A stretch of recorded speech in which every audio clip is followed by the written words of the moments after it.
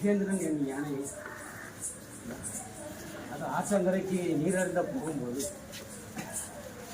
ஒரு முதலை வந்து அதோட கால்களை கவியலாம் யானையா முதலை வந்து அந்த யானையோட கால்களை கவியலாம். உடனே அந்த குறைந்த அறிவு ஜீவன் கூட ஆபத்தான காலகட்டத்தில் ஆதி மூலமே ஆதி நாராயணா என்று சத்தம் போட்டது. ஆதி நாராயணா ஆதி மூலமே சத்தம் போட்டுட்டான். ஆபத் பாண்டவன் யார்? இவர் தானே. இவர் தானே உலகத்துக்கே ஆபத் பாண்டவன்.